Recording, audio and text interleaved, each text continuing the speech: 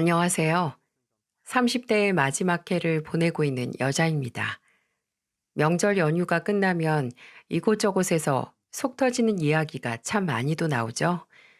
몇십 년간 참다가 도저히 못 참아서 이번엔 아예 끝을 봤다. 평생 제사상 혼자 차리던 며느리가 파업 선언하니까 지들이 할 생각 안 하고 이제 와서 제사를 없앤다더라. 제사 대신 퇴마 어떠냐고 했더니 눈을 뒤집더라 등등. 분명 쉬면서 사느라 바빠서 못 만나던 가족을 만나서 즐거운 시간을 보내라고 있는 게 명절인데 왜 명절만 되면 오히려 이런 분란들이 더 일어나는지 모르겠네요. 저는 속이 답답하고 끝이 파국으로 끝나는 사연이 아닌 현장에서 뿐만이 아니라 집안에서도 올케들의 방망이가 되어주는 신우의 자랑을 하기 위해서랍니다. 지금의 남편과 저는 지역 소모임에 동네 친구를 따라갔다가 만났는데요. 처음에는 느낌도 그렇고 스타일도 그렇고 제 타입이 아니라서 별 신경을 안 썼어요. 그런데 남편은 달랐는지 쭈뼛거리면서도 제게 지속적으로 말을 걸고 연락을 하더라고요. 근데 대화를 나눌수록 뭔가 아기가 들어맞는 느낌 있잖아요. 말이 잘 통하고 책과 음악, 영화, 음식 등등 취향이 잘 맞는 거예요. 운동으로 테니스를 치는 취미까지 맞아서 같이 테니스 치러 다니면서 엄청 가까워졌어요. 와, 기선 씨, 포핸드랑 백핸드 둘 다 파워가 좋네요. 나 동생하고 쳤을 때만큼 힘들었던 것 같아요. 동생이면 그 대기업 다닌다던 그분이요? 아니요, 아니요. 걔는 운동이랑은 담 쌓았고요. 여동생이요. 여동생이 경찰이에요. 아, 준현 씨 막내 동생이 여동생이라고 했죠. 와, 근데 경찰 멋있네요. 테니스도 잘 치나 봐요. 말도 마세요. 혜정이걔는 못하는 운동이 없어요. 성격도 대쪽 같고 승부욕도 엄청나서 동생 처음 체력 검사할 때 웬만한 남자들보다도 성적이 좋았대요. 윗몸 일으키기도 힘든 내색 없이 70개 이상 한다니까요. 거의 매주 운동을 하다 보니까 자연스럽게 서로의 개인사를 말하게 되고 운동하고 나면 배가 고프니까 둘이서만 식사를 하는 날도 늘어만 갔죠. 그러다가 서로에게 코가 꿰었네요. 그 당시 저는 35이었고 남편은 39이었죠. 남편이 40 되기 전에 결혼하고 싶다고 해서 2년 연애를 하고 결혼식을 올렸습니다. 남편은 3남 1녀 중 차남이었는데 양쪽에 형과 동생 모두 일찍 결혼해서 노총각 소리 듣는다고 서러워했었거든요. 그래서 남편과 결혼을 함과 동시에 제게는 바로 형님과 동서가 생긴 거예요. 형님과 동서 둘 다 다른 의미로 제게 충격을 던져준 사람들이죠.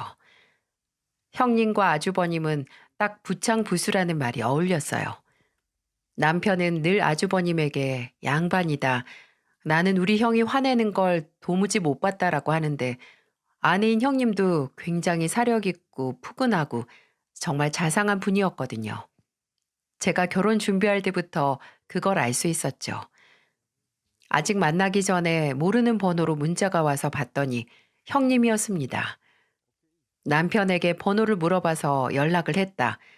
혹시 기분 나빴다며 미안하다 하면서 결혼 축하한다고 본인이 결혼 준비했을 때 알아봤던 예식장 리스트랑 드레스, 헤어 메이크업샵 리스트였죠.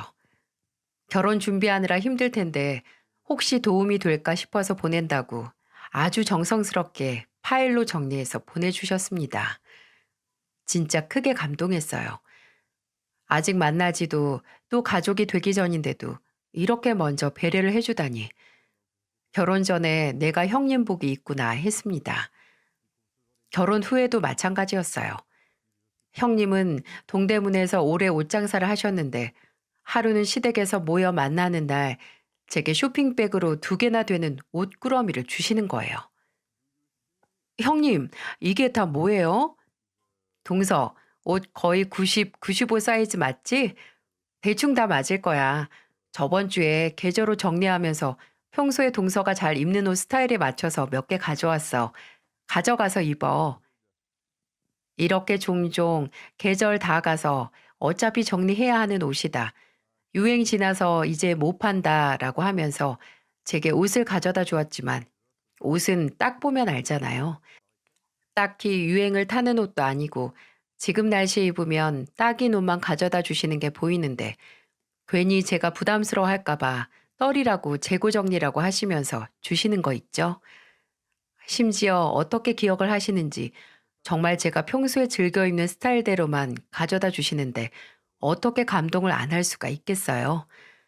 저도 뭐든 해드리고 싶은데 요리도 형님이 더 잘하시고 맛집 같은 것도 저보다 아는 곳이 많으셔서 저는 형님 조카가 자기 소개서 준비할 때 이전에 취업 준비 경험을 살려서 첨삭하고 면접 예상 질문 정리 정도만 도와드렸어요. 그리고 동서는 뭐라고 설명을 해야 할까요?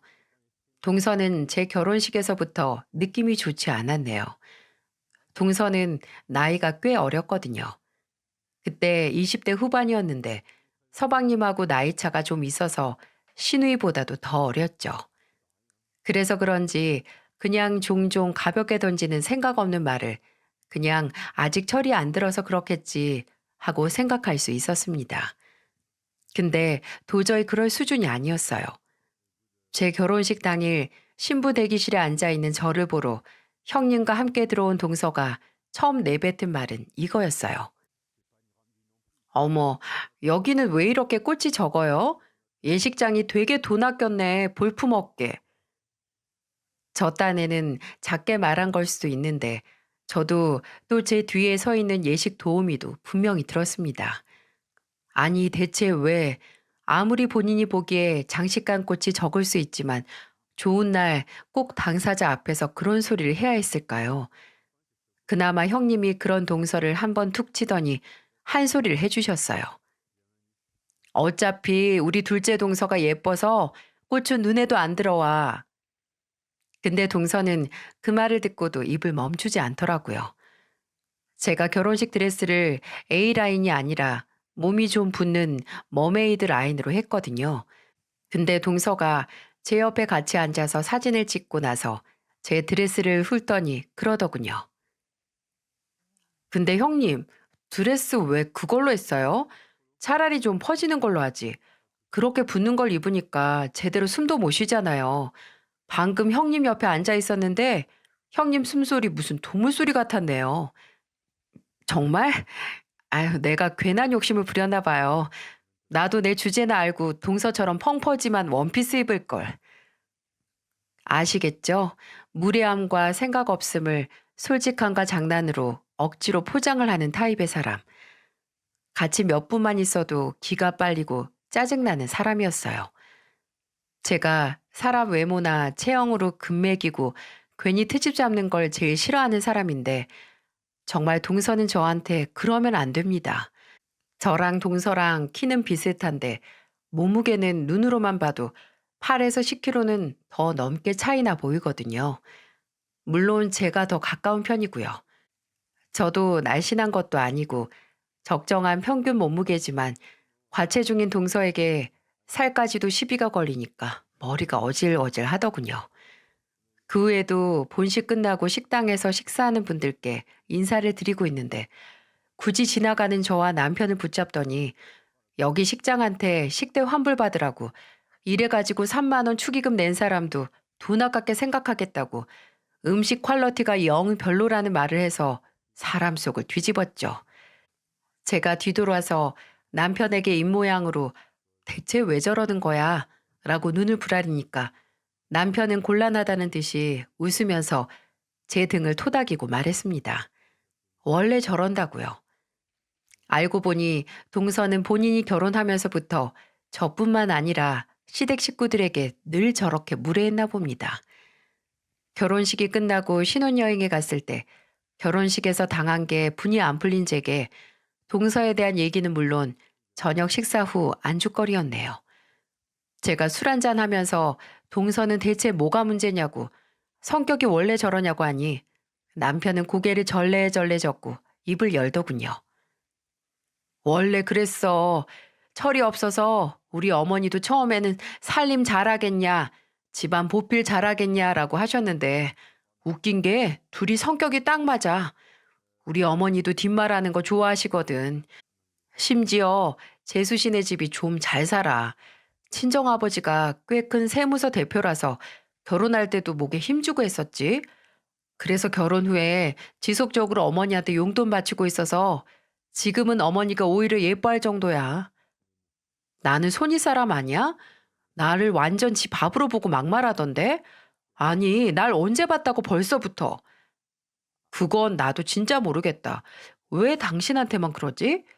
나중에 또 만나서 그러면 그때는 당신이 뭐라고 좀 해. 아니면 내가 준호한테 가서 말할까? 와이프한테 말 좀 잘하라고. 아니야, 됐어. 당신이나 서방님이 왜 나서 말을 해도 내가 해야지. 아니면 혜정이가 해도 되겠다.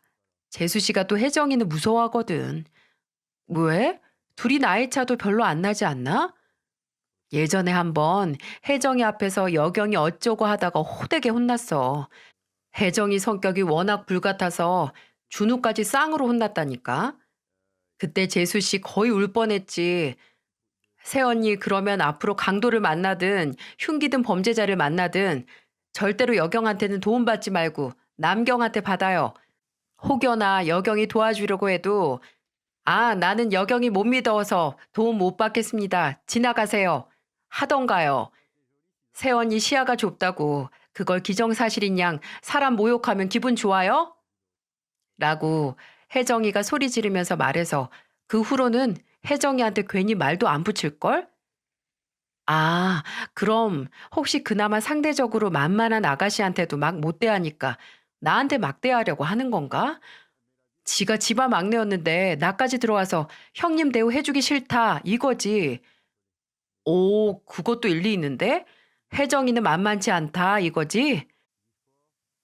그전에는 신우이를 만나도 말수도 적고 옆에서 동서가 괜히 밉살 맞은 말 할 때마다 별말을 안 해서 몰랐는데 이런 과거가 있었다니. 그리고 시어머니와도 잘 맞는다는 것도 의아했어요. 남편 말을 들어보니 동서는 전형적인 강약, 약강이었네요. 한번 본인이 무시해도 될 만한 사람인지 설쳐서 떠보고 그 다음에 아니다 싶으면 설설 기고 맞다 싶으면 그 사람을 무시하는 재미로 사는 그런 사람이요. 그걸 알고 나니 만약 동서가 다시 한번 저를 얕잡아보고 할 말 못할 말 구분을 못하면 저도 못할 말 평생 못하게 만들어 주겠다고요. 기회는 기다리지 않아도 빠르게 찾아왔습니다. 동서가 입조심을 좀 못했어야죠. 형님께서 주도하셔서 저희 셋이서 술자리를 가진 적이 있었거든요. 며느리들끼리 모여서 맛있는 거 먹고 회포를 풀자고 형님께서 아는 지인에게 부탁을 해서 예약해서 가는 루프탑 바에 함께 갔습니다. 근데 앉아서 술 몇 잔이 들어가자마자 동서의 그 가볍디 가벼운 입이 또 너풀거리기 시작했죠. 저 아직도 저번에 작은 형님 결혼식이 생각난다니까요. 저는 그렇게 별로인 예식장은 처음이었어요. 아무래도 생애 처음이자 마지막으로 하는 결혼식인데 정말 양심도 없지. 형님, 좀 더 알아보고 좋은 데서 하시지. 아무리 돈 차이가 난다고 해도 돈 쓰고 실망하는 것보다는 투자를 더 하는 게 낫잖아요. 그래? 난 괜찮았는데. 거기 형님이 알려주신 곳이거든. 형님 죄송해서 제가 좀 더 알아보고 결혼식 할 걸 그랬어요. 형님이 저 생각해서 일부러 정리해 준 곳에서 골랐는데 이렇게 두고두고 욕먹을지 몰랐네요. 아니야, 둘째 동서가 미안할 게 어딨어. 그냥 내가 거길 리스트에서 뺄걸. 근데 우리 셋째 동서가 이렇게 결혼식에 진심인 줄 몰랐네. 아직도 그 소리를 하고. 그러게요. 우리 동서 나중에 두 번째 결혼식은 진짜 으리으리한 곳에서 해야겠다. 동서의 의도적인 말에 형님과 함께 웃어 넘기는 척 역으로 디스를 해버렸어요. 동서는 괜히 눈알 굴리면서 아무렇지 않은 척 하더니 마치 기싸움 하는 것처럼 더 독한 말을 하는 게 아니겠어요? 마치 제일 늦게 가족이 된 저를 기죽이게 하는 것처럼 말이죠. 형님, 이번에 신혼집 어느 동이라고 하셨죠? 땡땡동. 나랑 남편 회사에서 제일 중간 지점이더라고. 거기 살기 좋지. 잘했다, 동서. 아파트라고 하셨죠? 자가면 진짜 무리하셨네요. 아파트 아닌데? 우리 빌라야. 빌라요? 빌라면 공동 현관도 없고 경비실 같은 것도 없어서 너무 무섭지 않아요? 누가 따라 들어오면 어떻게 해요? 동서, 공동 현관도 있고 24시간 경비 상주하는 아파트에서도 범죄는 일어나. 그래도 빈도수가 다르죠. 원래 안전도 다 돈 주고 사는 시대인데. 아유, 전 돈을 더 쓰면 더 썼지. 빌라에선 못 살아요. 애들 키우기도 힘들잖아요. 좁으면요. 형님, 그럼 결혼 자금은 얼마 하셨어요? 동서 진짜 나한테 궁금한 거 많다. 나 진짜 많이 좋아하나 봐. 그냥 궁금해서 그러죠. 저는 한 5억 한 것 같아요. 친정 아버지가 외동딸이라고 힘 좀 써주셨거든요. 우리 아버지는 제가 결혼해서 좁은 빌라에서 산다고 했으면 절대로 안 보내셨을걸요? 어머, 동서는 아버지가 보내줘야 결혼하는 거야? 나는 그냥 나 스스로 하고 싶은 사람이랑 한다고 결정해서 한 건데. 그렇구나. 동서는 누가 보내줘야 하는구나. 아니, 그게 아니고, 그냥 저희 아버지 마음이 그랬다는 거죠. 아, 그럼 우리 부모님은 빌라라도 알아서 살라고 상관없으셨다는 건가? 뭐, 그럴 수도 있겠다. 난 외동이 아니라서. 그럴 리가 있겠어. 작은 동서, 늘 그 입 좀 조심해야겠어. 이게 뭐야. 만나서 술 먹으면서 재밌게 놀자고 불렀더니 흥 다 깨졌잖아. 돈이 얼마가 있든 결혼한다고 얼마를 가져왔든 남 배려하고 할 말 구분하는 입은 그 돈으로도 못 사는 거야. 그냥 그만 말하고 치킨이나 먹어. 제가 굳이 성을 내거나 반박하지 않아도 적당히 받아치면 옆에서 형님이 손이 사람으로서 동서를 꾸중하시더군요. 본인보다 늦게 들어온 제가 아니라 먼저 가족이 됐고 심지어 나이도 거의 10살은 많은 형님이 하는 말에는 지도 말대꾸를 하면 안 되는 걸 아나 봅니다. 찍소리 안 하고 정말 치킨만 입으로 쏙 넣는 게 아니겠어요? 그 후에도 종종 집안 행사다 식사 같이 하자고 만나게 되면 사람 많은 자리에서는 대놓고 저를 무시는 못하고 그저 흘끗 보면서 은근히 무시할 뿐이었어요. 저는 그냥 인사만 하고 있는 둥 없는 둥 하고 그래도 동서가 집안에서 시누이를 제외하고서 막내라고 식사를 하면 수저를 놓거나 물을 따라서 주는데 제 것만 쏙 빼는 거 아세요? 저는 그렇게 모른 척 하더니 시어머니 옆에 가서는 어머님, 어머님 하면서 아주 앙살을 떠는 겁니다. 시어머니도 그런 동서를 예뻐라 하셨고요. 대체 저 좋게 봐주려고 해도 좋게 봐줄 수 없는 동서를 어떻게 시어머니께서는 본질을 보지도 못하시고 그렇게 예뻐하시는 걸까 싶었네요. 아무리 용돈을 많이 준다고 해도 말입니다. 근데 결혼 후에 시간이 흐르면서 남편이 했던 말이 무슨 의미인지 알 수 있었어요. 왜 그 둘이서 죽이 잘 맞는지 알게 된 거죠. 시아버지께서는 용달차 이삿짐 센터를 운영하셨는데 직원 수는 적었지만 24시간 시간 제약 없는 연중 무휴의 서비스로 꽤 평판이 좋았답니다. 시아버지께서도 묵묵하고 성실히 일하시는 분이었고요. 시아버지께서는 고객에게 받는 식대로 배달을 시켜 드시지 않고 시어머니께 용돈 겸 더 돈을 주신 다음에 도시락을 싸서 다니시거든요. 직원들도 지겹게 배달 음식 안 먹고 든든한 집밥 먹어서 좋고 시어머니께서도 목돈벌이 한다고 좋아하셨죠. 근데 한 번은 손목을 다치셔서 제게 도움을 청하셨습니다. 장 보는 것만 봐달라고 말이죠.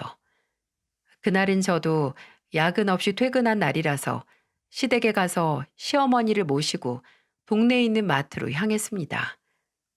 근데 저는 그날 시어머니에게서 진한 동서의 향기를 맡을 수 있었어요.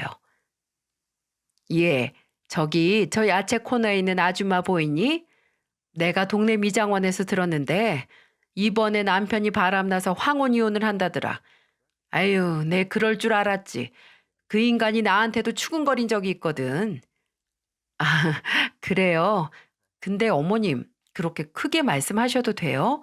누가 들을 수도 있고, 그냥 안 하시는 게 나을 것 같은데. 내가 뭐 없는 얘기하는 것도 아닌데 뭘. 아유, 어머, 어머, 저 여편네 오랜만이다. 기선아, 저기 오렌지 옆에 있는 아가씨 보이지? 저 아가씨, 내가 예전에 계모임 같이 하던 여자 딸인데, 이번에 공무원 시험 3번째 떨어졌대. 아유, 그렇게 떨어질 거면 뭐하러 하니? 돈하고 시간 아깝게. 내가 저 부모면 그냥 때려치라고 한다. 공부는 안 하고 왜 나와서 서 있어? 아유, 그리고 저기 생선 코너 아저씨는 느껴지시나요? 아, 이래서 동서랑 둘이 할 얘기가 많구나 싶었죠. 둘은 같은 결이었습니다.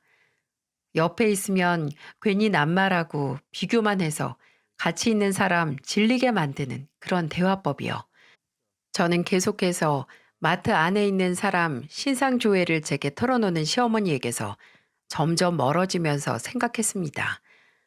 동서랑 시어머니랑 둘이 모이면 세상에 있는 모든 소문은 다 모이겠다고요. 나중에 형님에게서 들은 건데 이 문제로 시어머니께서 동네에서 왕따가 되신 적도 있다네요. 여기저기 얘기를 꿀벌 마냥 옮기고 다녔는데 나중에 알고 보니 그게 사실 확인도 안 된 소문이었고 시어머니가 신나게 말하고 다닌 게 탄로 나서 몇 달을 다니던 슈퍼나 미용실, 목욕탕도 못 다니셨다고요. 그러다가 집안에 동서가 들어온 후에 다시 신나게 동네를 누비면서 똑같이 소문을 나르는 꿀벌이 됐다고 해요. 남 말하기 좋아하는 동서에게서 이런 얘기 저런 얘기 듣고 또 그거 옮기고 또 동서에게 용돈도 50만 원씩 두둑이 받아서 동네 아줌마들 사이에서 커피값 내고 밥값 내면서 민심을 다시 찾았다고 합니다. 그래서 동서를 더 예뻐하신대요. 아마 동서는 그런 시어머니를 믿고 형님인 저를 무시하는 걸 수도 있겠다 싶더군요. 그런 동서가 참 어이가 없으면서도 꼴보기 싫기도 했지만 또 가족들 다 있는 자리에서도 그나마 대놓고 저를 무시하는 말을 하진 않으니 그나마 참을만 했습니다. 같이 사는 것도 아닌데 만나면 얼마나 만났겠어요? 종종 형님도 저 대신 혼내주시고 남편이나 시아버지가 제 편을 들어주시니 참을만 했네요. 서방님도 경우 없는 사람이 아니라서 늘 동서에게 왜 괜히 형수님한테 그래? 관심 받고 싶어서 그래? 라고 핀잔을 주기도 했고요. 어쩌면 동서의 이유도 모르는 저에 대한 미움은 가족들이 제 편을 들어서 날이 갈수록 심해졌을 수도 있겠네요. 그렇게 결혼 후에 2년 정도 저도 동서처럼 동서를 없는 사람인 것처럼 남처럼 대했습니다. 제게 시비를 걸면 맞받아치고요. 근데 그나마 어른들 앞에서는 조용했던 편이던 동서가 그 입으로 천냥을 갚는 게 아니라 천냥 빚을 지고 아예 건너면 안 되는 강까지 건너는 사건이 터지고야 말았네요. 그 사건의 계기는 바로 남편의 퇴사였어요. 아니, 엄밀히 말하면 퇴사가 아니라 의도치 않게 퇴직할 수밖에 없던 거죠. 남편은 중소기업에서 일을 했었는데 회사가 몇 년 동안 재정난을 겪었답니다. 그래서 사원수도 줄이고 남편도 줄어든 사원수만큼 일을 하느라 몇 달 동안 야근을 안 한 날이 없을 정도였죠. 근데 하루아침에 회사가 사라지고 말았습니다. 대표가 잠적했고 심지어 회사가 부도난 걸 숨기기까지 해서 수십 명의 사원들이 백수신세가 된 겁니다. 저희 남편을 포함해서요. 그나마 직원들이 모여서 노동청에 임금 체불 진정 제기를 해서 소정의 퇴직금은 받을 수 있었습니다. 그것도 거의 반년이 걸렸지만 없는 것보다는 나았어요. 남편은 그동안 재취업 준비를 했지만 그 당시 과장이었던 남편의 나이를 고려했을 때 그만한 자리로 취업은 아무래도 힘들더라고요. 취업을 하려면 날고 기는 젊은 면접자들 틈에서 몸값과 눈높이를 반토막 내야 하는데 그럴 수는 없었죠. 그래서 남편은 받은 퇴직금을 보태서 프랜차이즈 감자탕 집을 개업했어요.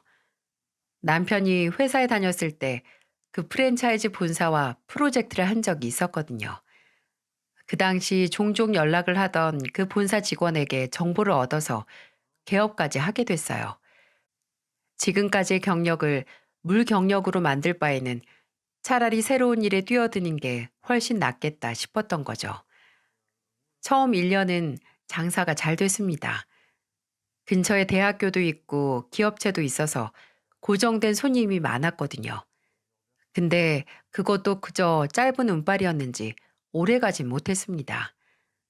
나쁜 상황이 겹쳐서 치명상이 된 거죠. 근처 5분 거리에 다른 상호의 감자탕 집이 들어와서 손님이 분산됐고, 심지어 시국이 시국인지라 원래 나야 하는 매출의 3분의 1밖에 나지 않는 게 일상이 되어버렸어요. 임신을 준비 중이던 저와 남편은 갑자기 기울어지는 가게에 그 계획도 보류했습니다. 한 달, 두 달, 석 달. 그렇게 제대로 된 매출이 나오지 않는데 집 살 때, 가게 낼 때 받은 대출 이자랑 원금은 매달 나가고 고정적인 생활비는 모두 제 월급 하나로 버티는 날이 늘어만 갔어요. 버는 것보다 나가는 게 많으니 통장과 가슴에 구멍만 커져갔죠. 그러다가 남편이 안 되겠는지 어느 날 제게 이런 말을 꺼내더군요. 여보, 준우한테 돈을 좀 빌릴까? 다른 데서 대출 받을 수도 없고 차라리 가족한테 빌리는 게 낫지 않을까 싶어서 저번에 준우랑 술 한잔 하면서 술김에 요즘 너무 힘들다고 했더니 나한테 괜한 데서 돈 빌리지 말고 지한테 빌리라고 하더라. 원래 남편은 형제들과 우애가 참 좋았어요. 서로 스스럼 없이 평소에도 친구처럼 연락도 자주 했거든요. 근데 그 얘기를 듣는데 당장 제 코가 석자인 것보다도 동서의 밉살 맞은 얼굴이 슥 지나갔어요. 동서가 괜찮다고 했대? 그건 모르겠어. 근데 지가 결혼 전부터 모은 돈 있다고 어차피 묶어둔 목돈이라고 부담 갖지 말라는데 5천만 원까지 줄 수 있다고 하더라. 아, 그래도 마음에 좀 걸리는데 서방님이야 걱정 없지만 괜히 나중에 동서한테 한 소리 들을까 봐. 그래, 당신이 지금 무슨 걱정하는지 이해도 가고 알겠는데 그래도 매일 이렇게 돈 걱정하는 것보단 급한 불부터 끄고 마음 편하게 나중에 상황 좋아지면 마음 편하게 갚는 게 낫지 않을까? 순간 정말 벼랑 끝에 내몰린 상황에서 괜히 동서에게 약점 잡힐까 내 자존심 걱정부터 한 제가 너무 한심하더라고요. 남편은 당장 다음 달부터 혹시라도 본사에서 식자재 값을 올리거나 건물 월세가 오르면 정말 답이 없다고 걱정하는데 난 괜한 걱정만 하는구나 싶어서 제 얼굴이 다 화끈거렸죠. 우리 가족이 사는 게 제일 우선이니 그래, 만약 약점을 잡힌다고 해도 어쩔 수 없다는 마음을 먹고 남편에게 그러자고 했네요. 남편은 제게 미안하니까 서방님에게 혼자 말한다고 했고요. 저는 서방님에게 돈을 빌려달라고 말하는 남편의 옆에 있는데 남편이 한동안 서방님하고 말을 하다가 어처구니가 없다는 것처럼 피식하고 웃는 겁니다. 네네. 아닙니다. 당연히 갚아야죠. 네네. 네? 아, 네, 그러겠습니다. 어? 아니야, 아니야. 괜찮아. 고맙다, 준우야. 진짜 네 덕분에 살았어. 확인할게. 고마워. 들어가. 왜 갑자기 웃었어? 서방님이 뭐래? 아니, 준우는 잘 연락했다고 지금 바로 보낸다고 하는데 옆에 재수 씨가 있었나 보네. 서방님이 동서를 바꿔줬어? 아니, 옆에서 듣다가 나 들으라고 말했어. 고생한다고. 그 돈 힘든데 굳이 안 갚아도 된다고. 근데 나중에 갚을 거면 괜히 달에 얼마씩 보내지 말고 다 모은 다음에 조용히 한 번에 붙이라고 하더라. 그래서 준우가 미안하다고 했고. 하, 이럴 줄 알았습니다. 평소 저희 집 돈 없는 걸 굳이 어떻게 해서든 콕 집어서 저를 무시하더니 좋은 건수 하나 잡았다 하겠죠. 서방님이 빌려준 돈은 저희 부부에게 가뭄의 단비, 금으로 만든 동아줄이었지만 거기에 딸려오는 대가는 환영할 수만은 없었네요. 그래서 돈을 빌리고 처음으로 돌아오는 명절에 단단히 마음을 먹었어요. 돈을 빌려줬다는 명목으로 나를 사람 취급도 안 할 동서를 감당할 각오를 말이죠. 늘 그렇듯이 제일 늦게 시댁에 온 동서는 주방에서 나오는 저를 보자마자 인사를 하는 게 아니라 픽 웃고 그대로 거실을 향해 소파에 털썩 앉더라고요. 그리고 마른 기침을 좀 하더니 제게 말했습니다. 형님, 목이 좀 칼칼해서 그러는데 뭐 마실 거 없어요? 주방 근처에 계시니까 좀 가져다 주세요. 마치 애교처럼 콧소리까지 섞어서 말하는 동서를 보면서 아, 오자마자 시작하는구나 싶었죠. 그나마 다른 가족들은 상 피고 주방에서 음식 나르느라 바빠서 못 들었는지 모르지만 저는 똑똑히 들었어요. 그때 솔직히 이걸 갖다 줘야 돼, 말아야 해, 했습니다. 가족끼리 마실 거 가져다 줄 수 있죠. 제가 냉장고 앞에 있기도 했고요. 근데 그 의도가 다분히 뻔하잖아요. 너 우리한테 돈 빌렸지? 채무자면 채무자처럼 굴어. 이거잖아요. 하, 저는 이 정도는 그냥 넘어가자 싶어서 냉장고를 열어서 보이는 음료수 한 병을 가져다 줬습니다. 동서는 제게 고맙다는 말 없이 그냥 그 음료수를 따서 마시면서 기분이 좋다는 듯 발목을 까딱까딱 거리더라고요. 그 모습을 보다 그대로 돌아서 다시 주방으로 들어갔는데 신우이와 눈이 딱 마주쳤습니다. 새언니, 왜 저 사람이 새언니를 시켜 먹어요? 시켜 먹긴요. 그냥 제가 냉장고 앞에서 있어서 그랬겠죠. 원래 저러잖아요. 신우이는 아직도 동서에게 예전 감정이 안 풀렸는지 저 사람이라고 칭하더군요. 그걸 들으니까 조금 마음이 풀렸네요. 아무튼 그때는 저희가 서방님네 돈을 빌렸다는 걸 다른 가족들이 몰랐거든요.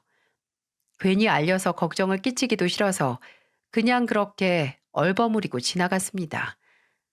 그 후에도 동서는 살살 제 신경을 긁었어요. 뭐, 원래 동서가 제 신경을 긁지 않은 적이 없었지만 이번에는 달랐습니다. 가족들 앞에서 특히 시부모님 앞에서도 대놓고 제게 5분에 한 번씩 시비를 거는 게 아니겠어요? 형님, 이거 너무 짜요. 밥을 고봉으로 떠서 먹어도 짜겠네. 계란 좀 더 풀어요. 아우, 이거 고기 누가 구웠어요? 누가 소고기를 이렇게 익혀? 이거 형님이죠?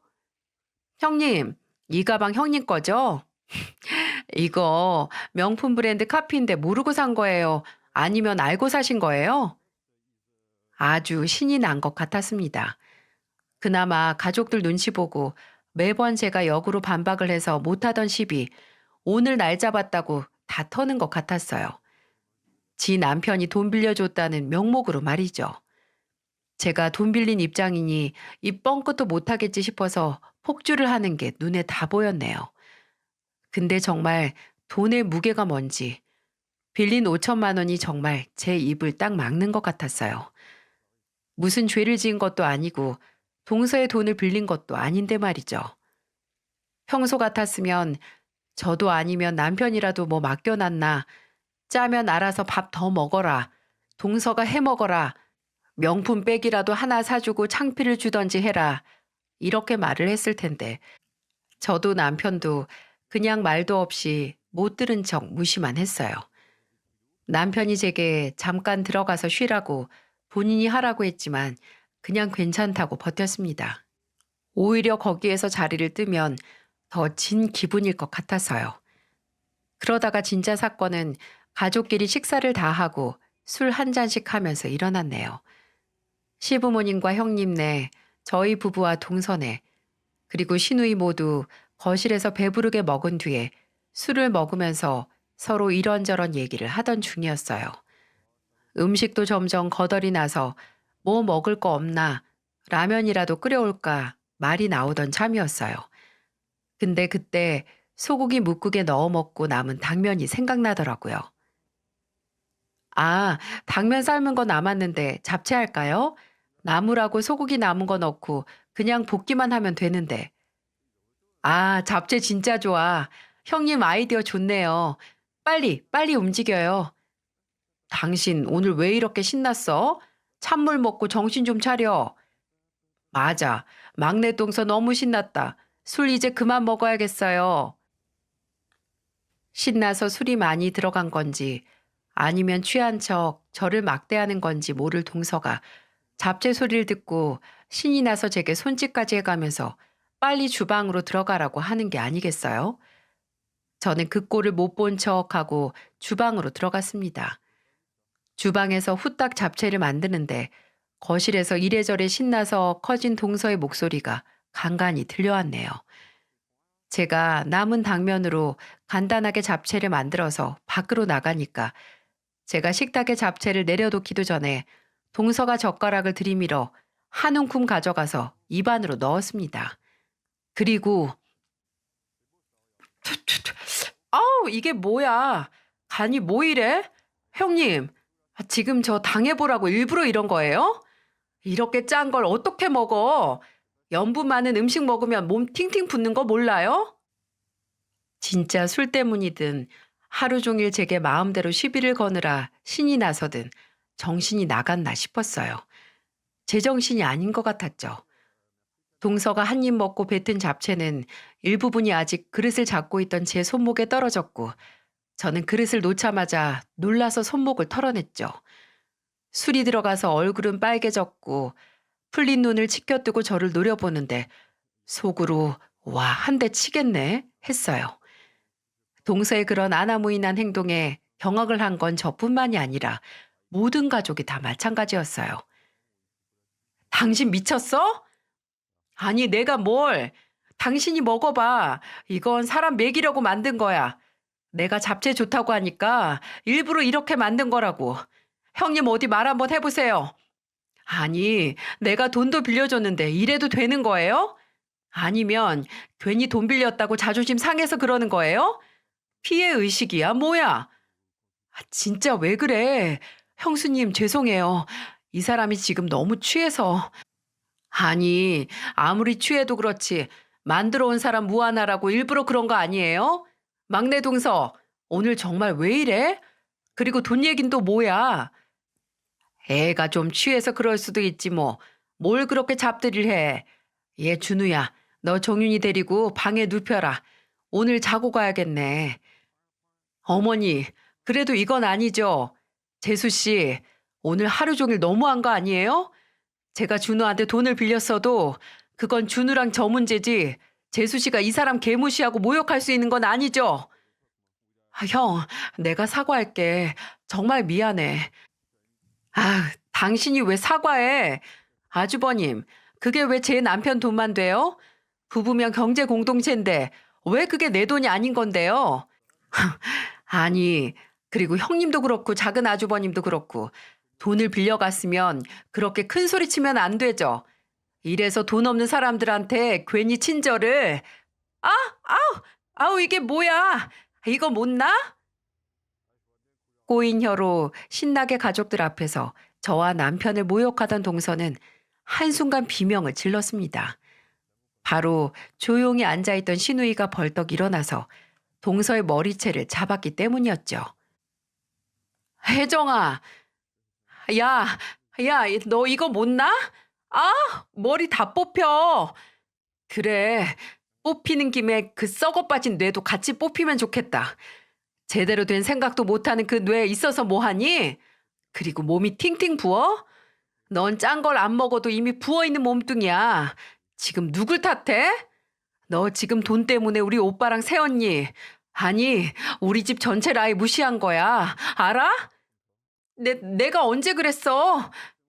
우리 집을 안 무시했으면 감히 우리 부모님 앞에서 이런 추태 못 보이지. 입에 있는 음식을 뱉어? 그게 어디서 배운 버리장머리야? 내가 너 분명히 경고했지. 사람 모욕하지 말라고. 돈 없는 사람? 차라리 돈이 없는 게 낫지. 너처럼 배운 거 없고 예의도 기본도 모르는 것보단 너 네가 뱉은 잡채 당장 주워서 입에 도로 넣어. 예, 혜정아. 놓고 말해 놓고. 엄마 가만히 있어요. 야, 너 빨리 못 주워? 그리고 줍고 세연이랑 오빠한테도 사과해. 사이는 안 좋아도 평소 동서에게 존댓말을 썼던 신우이였는데 화가 나니까 말도 놓고 정말 무섭게 소리를 지르더군요. 동서가 술이 싹 깬 눈물 그렁그렁한 눈으로 앞에 본인이 뱉은 잡채를 보고만 있자 시어머니가 휴지를 가져오더니 먼저 주우려고 하셨어요. 엄마, 냅두라니까요? 엄마가 그렇게 오냐오냐 예뻐하니까 얘가 더 설치는 거 아니야? 당신 가만히 좀 있어. 셋째 제도 좀 알아야 돼. 시어머니도 시누이와 시아버지가 으름장을 놓자 그제야 시어머니도 휴지를 놓고 고개를 푹 숙이시더군요. 하나 남은 제 편도 아무 힘이 없다는 걸 안 동서가 우물쭈물 거리더니 이내 손을 벌벌 떠면서 뱉은 잡채를 주워 지 앞접시로 가져갔습니다. 그래, 그걸로 봐줄게. 이제 사과해, 똑바로. 죄송해요, 형님. 아주버니, 제가 너무 생각이 없었어요. 정말 죄송해요. 용서해 주세요. 동서 입에서 사과의 말이 나오자 신우이는 꽉 잡은 머리카락을 탁 하고 놔주었어요. 그리고 킁킁거리면서 화장실로 들어가더라고요. 저는 기어코 눈물을 펑펑 쏟으면서 용서를 구하는 동서를 차갑게 식은 눈으로 보다가 입을 열었습니다. 지금 동서, 나나 이 사람한테 진짜 미안해서 용서 구하는 거 아니잖아. 그냥 아가씨랑 아버님 무서워서 사과하는 거지. 나도 동서가 한순간에 본인 잘못 다 알고 사죄하는 거라고 생각 안 해. 불가능하지. 동서가 어떤 사람인지 아니까. 그러니까 사과 안 받을게. 사과는 받는 사람 마음이니까. 나도 안 받을게요, 재수 씨. 당장 사과 한번 받았다고 용서할 생각 없네요. 네? 그래도 사람이 사과를 하는데 동서, 둘째 동서가 막내 동서가 사과만 한다고 받아줘야 돼? 둘째 동서 말이 맞아. 사과는 받는 사람 마음이야. 진짜 미안하고 용서를 받고 싶으면 앞으로 잘해야지. 형님, 그래도가 어딨어? 셋째 너 앞으로 네 형님한테 잘해. 첫째 말대로 진짜 사죄를 할 거면 앞으로 잘하는 게 맞지. 너 지금 그냥 이 상황만 모면하라고 사과한 거야. 어? 그런 거야? 가족들 모두 동서에게 한마디씩 하고 마지막에는 시아버지까지 불효령을 내자 동서는 그저 고개만 푹 숙이고 큼직한 눈물만 뚝뚝 흘렸네요. 서방님은 다시 한번 저와 남편에게 사과를 하고 그날은 먼저 시댁을 떠났고요. 나중에 화장실에서 나온 신우이가 아직 분이 덜 풀린 건지 그냥 갔냐고 좀 더 혼냈어야 하는데 하더라고요. 이미 집안 분위기가 다 가라앉아서 상을 정리하는데 제가 옆에 있던 신우이에게 작게 고맙다고 했거든요. 근데 신우이는 시큰둥한 얼굴로 이렇게 말하더군요. 작은 새언니, 아니 새언니라고 부르기도 싫네요. 원래 그 사람 마음에 안 들었어요. 셋째 오빠가 뭘 보고 결혼했는지 모르고 둘이서 어떻게 사는지 상관도 없는데 우리 집에 들어왔으면 그런 추태 보이면 안 되죠. 아유, 너무 싫어요. 그렇게 사람 가려가면서 지가 무시할 사람 딱 하나 정하고 괴롭히는 거. 아가씨는 알고 있었어요? 동서가 그 무시할 사람 나로 정했던 거? 원래 그 자리에 나 앉히려고 했는데 나한테 한 번 물리고 나서 다른 희생양 찾은 거잖아요. 나보다 나이도 어린 게 새언니랍시고. 새언니 그런 인간들은 미친 것처럼 세게 나가면 다 깨갱이에요. 비유가 좀 이상하긴 한데 범죄자들도 지들 찌질한 거 알아서 괜히 약자한테만 분풀이하는 놈들이잖아요. 그냥 세게 나가세요, 세게.